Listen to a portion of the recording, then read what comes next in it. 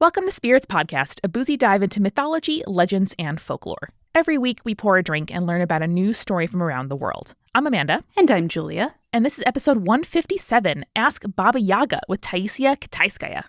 I am so excited for this episode. I feel like I say that every episode, but I'm genuinely very excited for this episode because it's not very often that we get to talk to a folklore character. It is so exciting. Listen, we go into it in depth, but Ask Baba Yaga is one of those beautiful phenomena of the internet that I have been enjoying for my whole, from college onward. It feels like my whole adult life. Mm-hmm. I could tell you were very excited as you recorded this episode. And we even had Baba Yaga herself, aka Taya, give an answer to a problem that a spirits listener was facing. So this is a good one, y'all. Yes, definitely stick around because it's the last thing we kind of do in the episode, and it is worth everything. You know who else is worth everything, Julia? Is it our new patrons? Our new patrons, and there are so many to thank. Charlotte, Kyle of the Husky, Ian, Jessica, Erin, and Tila, her amazing wonder daughter. Hi, Tila. Ian F., Megan Linger, and Megan Rubenstein. Yes, and they join the ranks of our wonderful, amazing, supporting producer-level patrons. Philip, Tasha, Deborah, Molly, Megan, Skyla, Sammy, Josie, Neil, Jessica, and Phil Fresh. And our legend-level patrons who may or may not walk around the forest on chicken feet. Hannah, Morgan, Emily, James, BM Scotty, Audra, Chris, Mark, Cody, Mr. Folk, Sarah, and Jack Marie. Who's to say? Maybe they walk backwards into the forest on those chicken legs. Holding cocktails like the one we enjoyed for this episode. Haha, yes. So for this one, since Baba Yaga is very much a forest spirit, I recommend making a forest for the treat. So it's a cocktail made with this Dutch liquor, kind of similar to gin, called Bols Genever. It's super botanical, though honestly, you could probably sub it in with a super botanical gin if your local liquor store doesn't sell it. I understand it's not super popular as a liquor. And then you infuse that liquor with Douglas fir tea, and then you use vermouth and green chartreuse, and it's this herbal and piney flavor, and it feels like you're walking through a pine forest in Russia, and it's great. Truly delectable. I'm glad you enjoyed it. Speaking of which, Julia, your taste in cocktails is just so good. Please tell me what else you recommend that the conspirators and I listen to, watch, or read this week. Ooh, so I'm about 3/4 of the way through a new book. And you know how much I love a good new book. I do. This time around, it is The Red Threads of Fortune by J.Y. Yang. So it's basically a fantasy novel that is based on Eastern Asia, and it deals with psychological trauma and recovery, and also there's dinosaurs and Naga, and it's basically like if Avatar: The Last Airbender were queerer and more skewed towards an adult audience. Absolutely incredible, and just the thing I need in 2019. I know, it's great. It's really, really solid. And there's a sequel, so if you finish this one very quickly and then you're like, I need more, don't worry, there's another one. I love that. And I know both of us, Julia, saw Knives Out this weekend, as did editor Eric, so we absolutely have to give a plug there. I hope you have heard about it, a la the sweater, a la the wonderful kind of socio-political context in which it's happening, a la just being a wonderful murder mystery. Go see Knives Out. It's great. I should have made that my recommendation and saved The Red Threads of Fortune for later. Dang it. Well, instead you get a double. That's good. Yeah, I do like a double. And talking about double, triple, quadruple threats, I just wanted to give a quick plug here to Head, Heart, Gut. So this is the members-only podcast that we make for our multi-crew every dang week. It is a debate show. So we debate things that are silly, things that are serious. We basically put way too much effort, concentration, and structure into debating stuff from pop culture and the world around us. And this month, Julia, that's cutlery. Team Join the Party is arguing what is best, fork, knife, or spoon, which were assigned to us by editor Eric based on our personalities. So, and what did you get, bud? I got the knife. Correct. No, Eric Silver opted for hard mode, which was the fork. Brandon got the spoon because we all agree that Tracy is definitely a spoon. Brandon's giving me some high fives from outside the window, raising the roof, as it were, with his spoon hands. Yes. It's a wonderful month. It's a wonderful edition of Head, Heart, Gut. So it's a great month to join. Yes. Also, Eric Schneider recently told me what the next one is going to be. And while we'll keep it secret for now, I'm very excited. And we're already arguing about it in the group chat that we started for it. Yes, that is something that multi-crew, Motivator, and Magnificence members get to vote on. So there's 3 tiers, and the top 2 tiers get to vote on what topics we do for Head, Heart, Gut in the future. So it's really by, for, and completely dedicated to our multi-crew members. So if you want to check out Head, Heart, Gut, join the multi-crew, get some exclusive merch, some glitter pins. That's at multicrew.club. It's really worth joining, honestly. We put our kind of heart and souls and also heads and guts into each episode that we make. Sure do. And it's fantastic. As is this episode of Spirits. So without further ado, enjoy episode 157, Ask Baba Yaga with Taisia Kitaiskaia.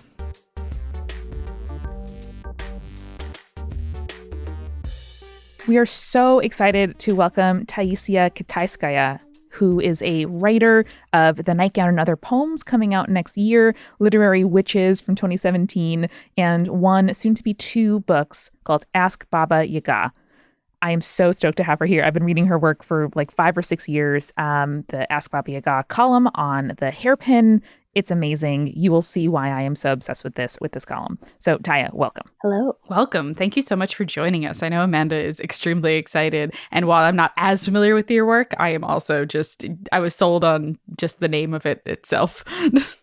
Yeah. Well, it's so fun when people read the column back in the day. So Ask Baba Yaga is absolutely wonderful. It has like a very specific voice, a specific grammar, a specific look. So Taya, could you give us a sort of sample of what that sounds and looks like? Yes. So this is a piece that I recently posted on Instagram. And the question is, Dear Baba Yaga, the dying always say that all that matters is love, the love they've shared with other people. But I am an introvert. And while I truly love my family and friends, I prefer to spend most of my time alone or with my pet. Will I regret not spending more time with my loved ones? Or is there more to life than other people? And Baba Yaga says, humans are just another pumpkin in the patch. Among insect pumpkins, rat pumpkins, thought pumpkins, god pumpkins, whale pumpkins. To be happy, you must love some things, any things, with all your pumpkin cells, till they glow out. And if this is so, you will not regret your time in the garden. I'm just going to cry now. It's fine. Do you guys see why I'm so obsessed with this? Ah! We all are pumpkins. I love that. We are. We're all pumpkins.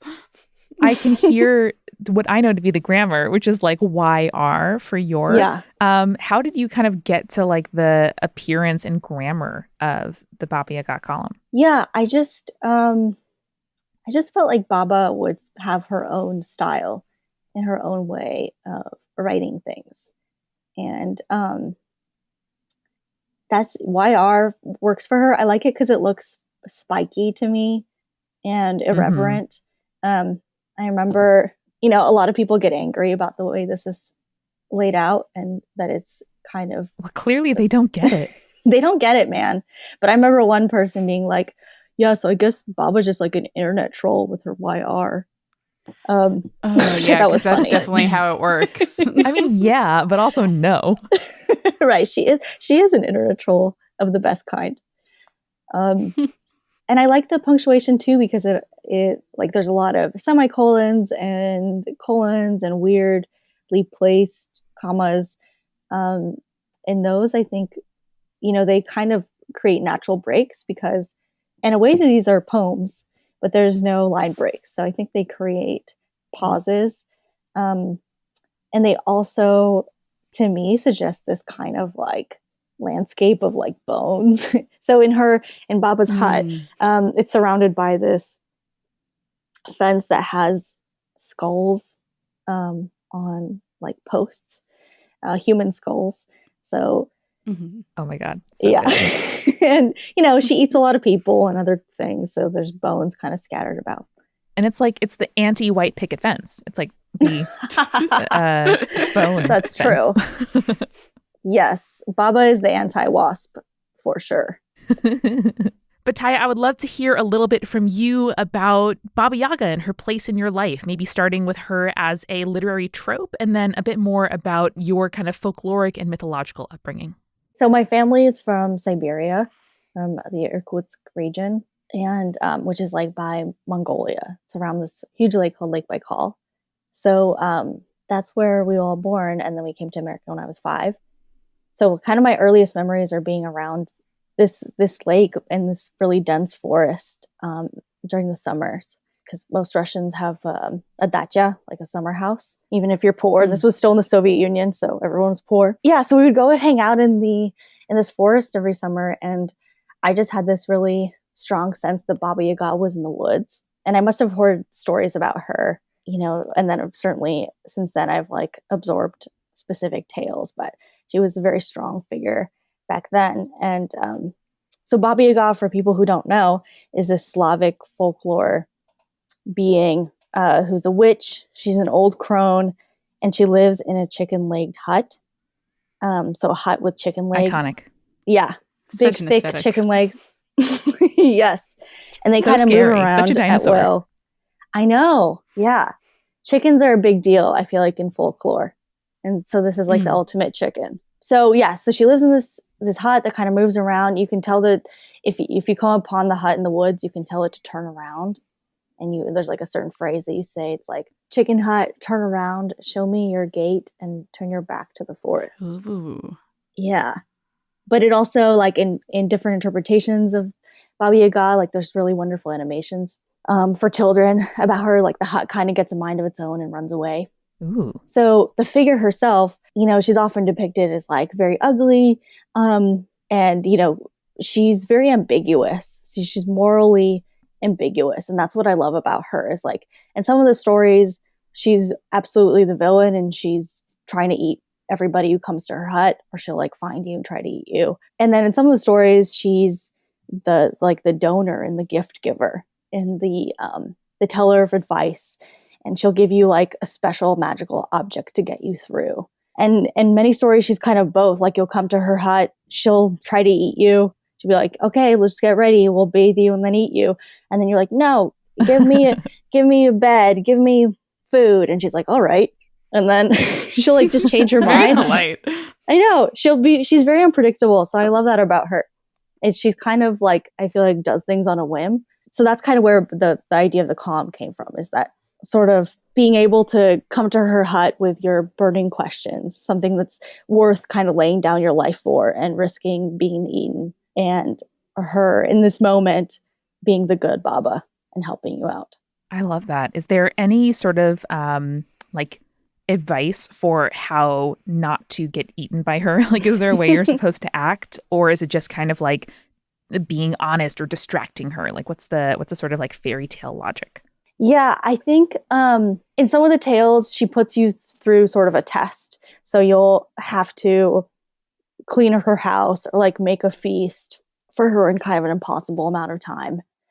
And the protagonist ends up using like kind of everything they have at their disposal, like their kindness, their creativity, special magical objects like a doll that will come alive and help you out. The kindness comes in when like there's different beings and creatures in the house, like her cat and her gate and the pot. And if you like take care of them, like if you grease the pot and you feed the cat and you like oil the hinges of the gate, they'll like come to your aid and make things go easily for you in your tasks for Baba. I love that. So I think some of it is like just being a good person, and some of it is being tricky. But I think the way that I feel about the questions that I get for the column and the books now is like, are you sincere? Like, are you coming to this with like something that is really weighing on you, and that you've really like kind of reached the end of your powers, and now you have to bring it to something divine that knows more than all of us. So not something that you can just like talk about with a friend. Yeah, you're not like asking for the easy way out. Right. Yeah. And you kind of have to be ready to hear the harsh truth. I mean, like, the stereotype is that Russians are harsh. And if you meet my parents, you'll know that is true. But like, and Baba is the harshest. She doesn't give a fuck. She's in the woods. She's like hanging out with dragons and mushrooms and stuff. So she doesn't really have time for you. She doesn't need you. She doesn't need you. Yeah, she kind of will just like bestow her wisdom on you if she feels like it. Oh, I love that so much. I love a fickle god, I know. It's so fun. So what are your sort of headcanons about Baba Yaga? Where do you go? What is the perspective you come at when you answer people's questions in the voice of Baba Yaga, which is Ask Baba Yaga? Yeah, so I guess we haven't really described what it looks like. It's a short question and then like a paragraph long response from Baba. And her responses are kind of littered with like punctuation marks that are kind of wild and sometimes misspellings. and she has her own grammar.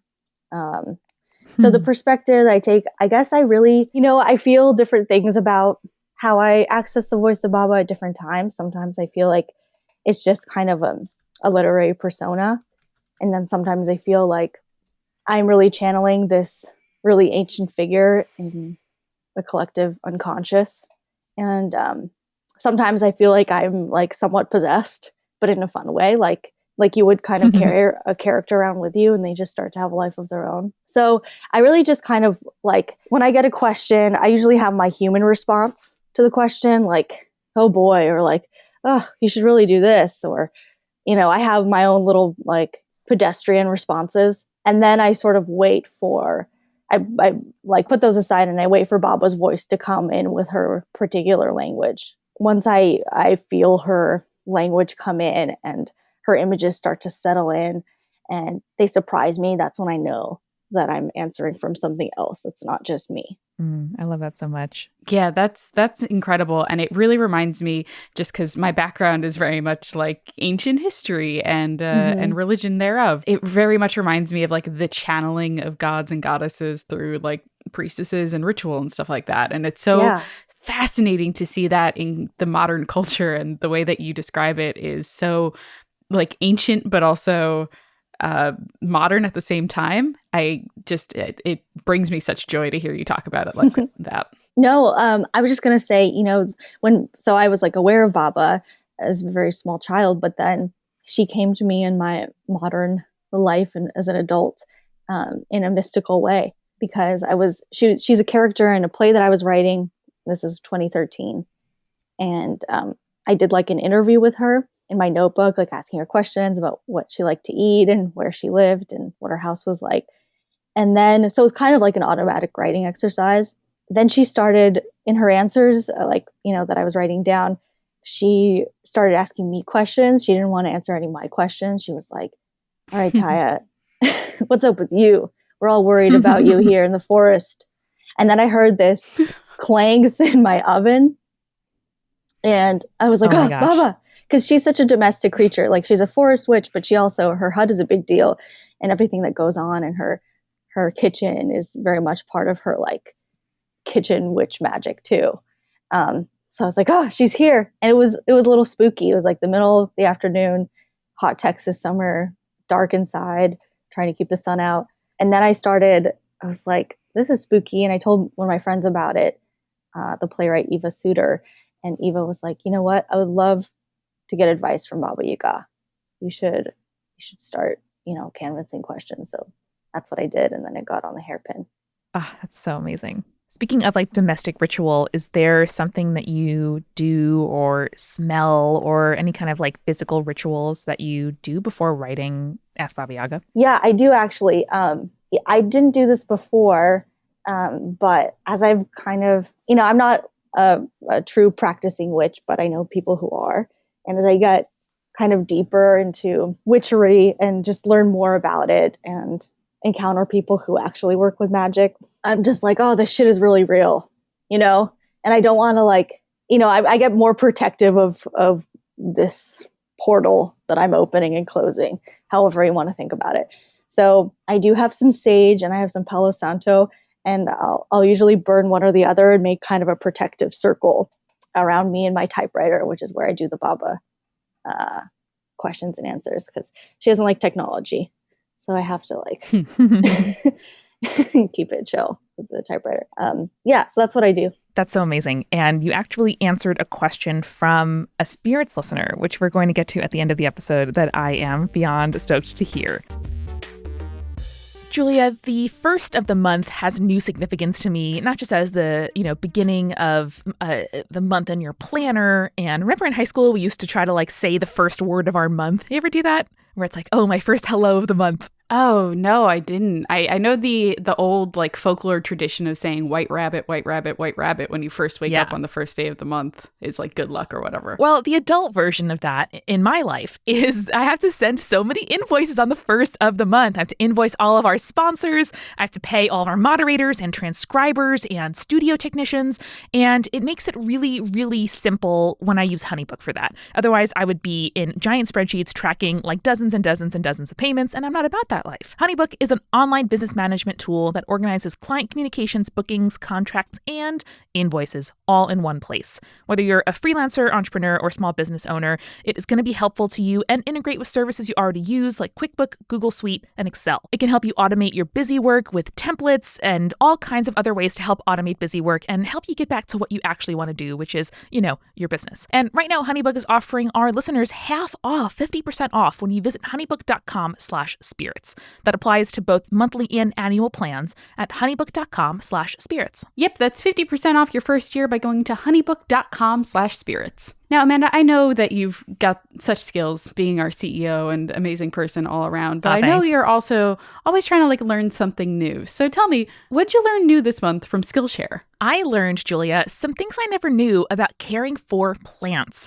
because I thought to myself, wait, what if Skillshare had courses about plants? And sure enough, they do. So this week, I am recommending Happy Houseplants, caring for your plants. And listen, we inherit a lot of wisdom from, our parents and grandparents. I've Googled some things about different specific kinds of plants, but it was really helpful to have a refresher on if in doubt, just don't water them. You have to clean your plant's leaves, which you are going to hear all about later on in this episode. So it was really helpful for me because this year for the holidays, I am propagating and giving out little cuttings from my plants in an effort to, be more sustainable, create less waste, and save a little bit of money this holiday season. That's extremely sweet. And also, this is one of over 25,000 classes that you can take at Skillshare in order to fuel your curiosity, your creativity, and career. If you're not taking classes about plants like Amanda is, you can take classes in social media marketing, mobile photography, creative writing, even illustration, and so much more. And you can get Skillshare Premium for 2 months completely for free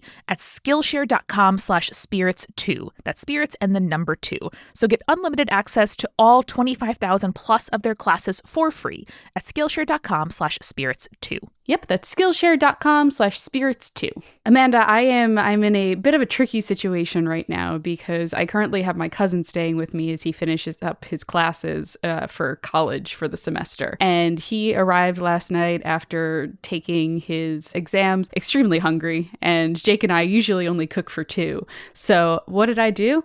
I pulled up my DoorDash app and I ordered some more food. Wow, you are such a provider without needing to do much of the providing. Yeah, I do what I can. Last minute, DoorDash is perfect for that. And DoorDash connects you to your favorite restaurants in your city. Ordering is super easy. Like I said, all you gotta do is open up that DoorDash app, and there are over 340,000 restaurants in 3,300 cities, so you can find a new favorite too. Try something new. Try that Thai place that you just haven't gotten to yet. They probably have some really good curry. Try that fried chicken sandwich at the fast food chain of your choice. Yeah. And the best part is with their door-to-door delivery, it's in all 50 states and in Canada. You can order your local go-tos, or you can go to your favorite national chains like Chipotle, or if you're Amanda, the Cheesecake Factory every single time. Me. So you don't have to worry about dinner. You can let dinner come to you with DoorDash. All you got to do, open that app, choose what you want to eat, and your food will be delivered to you wherever you are. And right now, our listeners can get $5 off their first order of $15 or more when you download the DoorDash app and enter the promo code SPIRITS. That's the promo code SPIRITS for $5 off your first order of $15 or more when you download DoorDash from the App Store. Yep, and don't forget that is promo code SPIRITS for $5 off your first order from DoorDash. And now, let's get back to the show. I do also want to ask, are there any sort of themes, moments, aspects of the, mythology of Baba Yaga, or what did you think of her as a kid, and sort of learning a little bit more about your version of her, or the version of her that you grew up with?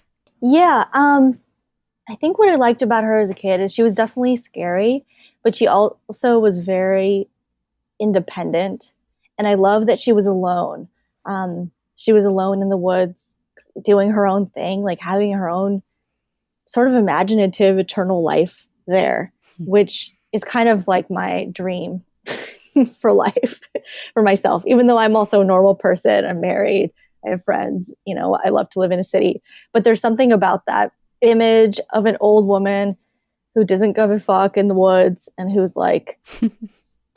interacting with animals and flying around in a mortar and pestle, like a mortar and pestle that you would grind herbs in. She's sitting in the mortar and moving around with the pestle and sweeping. If she's ever on the ground, sometimes she'll kind of drag along the ground, she'll sweep her tracks up with a broom because she wants to remain elusive and you can't track her down. Love that. The Big dream.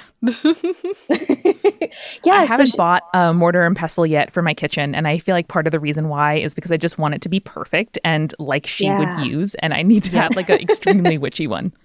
I requested one for my my wedding registry, and no one bought it for me, and I'm forever upset by that fact. All right, Julie, we have to get a matching set then. Instead of our Okay, spirits cool. tattoos, that's what we have to do. Well, no, we're still going to get the spirits tattoos, Okay, but okay, we could also get matching word. That'll be our 4-year anniversary gift. Cool, Aw. sounds good. Yeah, so she's like, that part of that thing of sweeping up her trail is she's so hard to pin down. And I love that about her too. I think she's like a true feminist figure.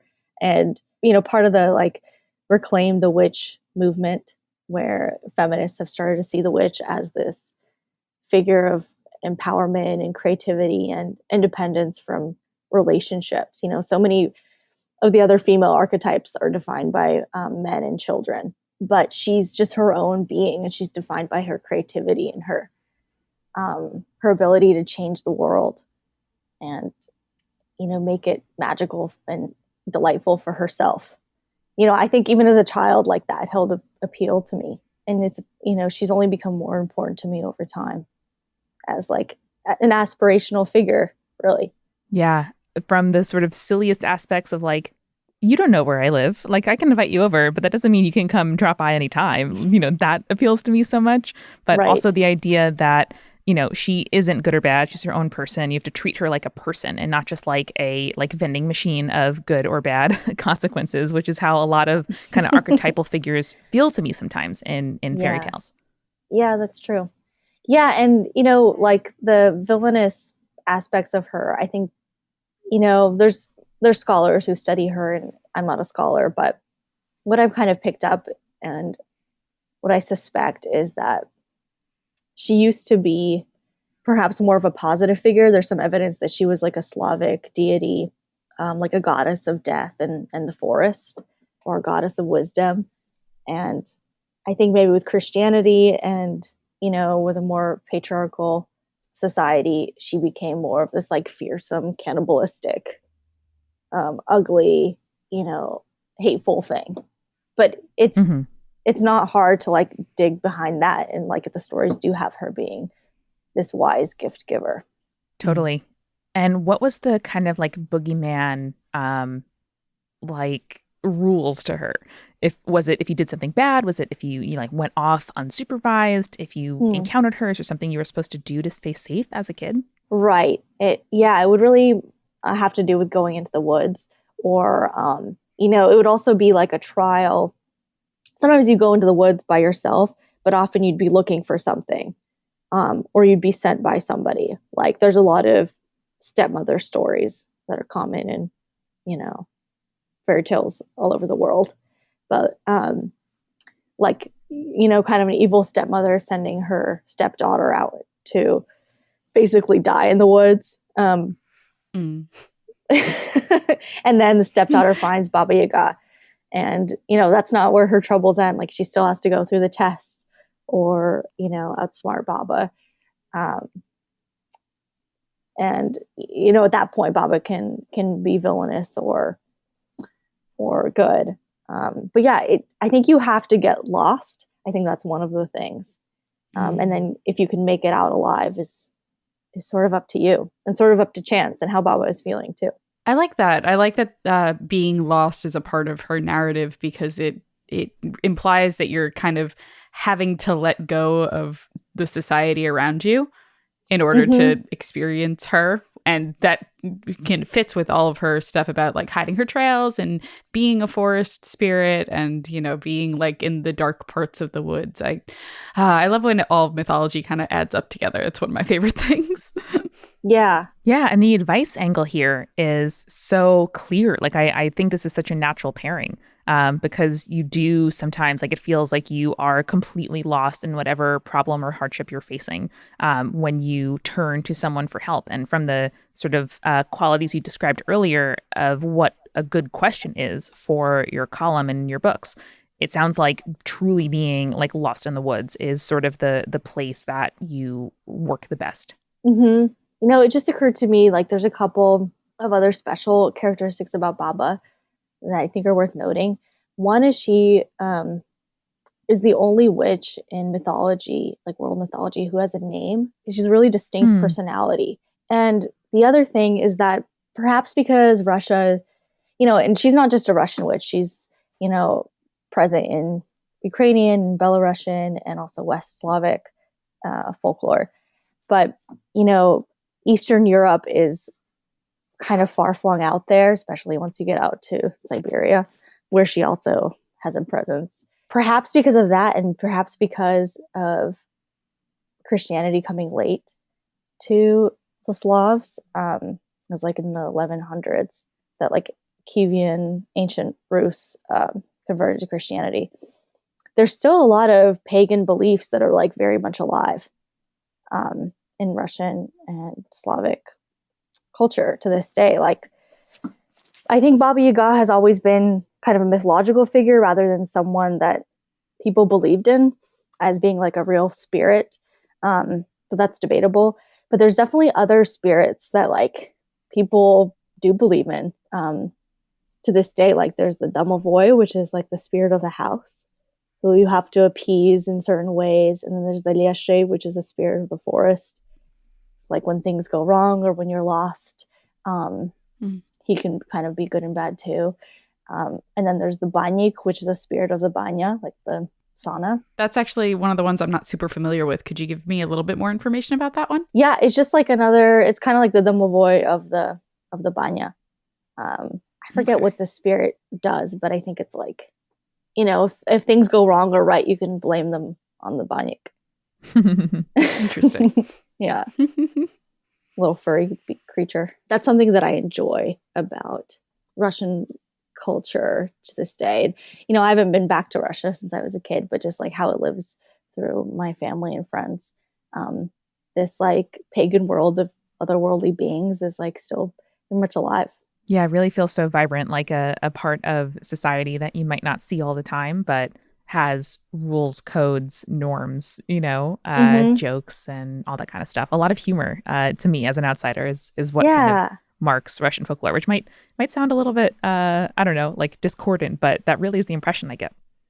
No, I think that's totally true. And that's why I enjoy it so much. Like, I think Baba is very funny as a character. I think like some of the pieces are funny, or she can just get angry and like salty and speak in that way, that she can also be very serious. A lot of the questions that I've gotten are really heavy actually, and they'd be like too much for me as just a mortal person to address, which is why it's nice to have Baba come in with all her like immortal mythological wisdom and tell us how it is. Yeah. Have you ever felt like tempted to bring a problem of your own or tried to consult her for personal wisdom? Yeah, I have brought a couple of my my problems to her. I think there's one or two in the first book. I'll let you guess which ones. But no spoilers. Yeah, no, like I think really, I grew up without any religion. I think I'm the only one among my friends who didn't have some kind of Christianity or other religion in their background. And I think it's helped me a lot in life. Like, I feel like most people these days have to work through to get rid of some of the harm of those organized religions. But for me, it's more just like about growing the sort of pagan world that did surround me. And I really think of Baba as like if she was a deity, she would be fantastic. Like, I would love to like worship and commune with Baba, which I guess I do. I know. I think that definitely qualifies. Yeah. Well, I think this is a perfect time for us to hear about one of the problems that our spirits listener would bring to Baba Yaga and hear what she has to say. Yes. Okay. So this was a question by Julia Rose O'Hara, Twitter handle at Juge Rose. This is a more lighthearted question, and it's kind of a practical one, which I love to throw Baba like a very specific practical question once in a while and see what happens. So Julia asked, Dear Baba Yaga, how can I keep my plants alive? Nothing seems to work. I think this is a common problem.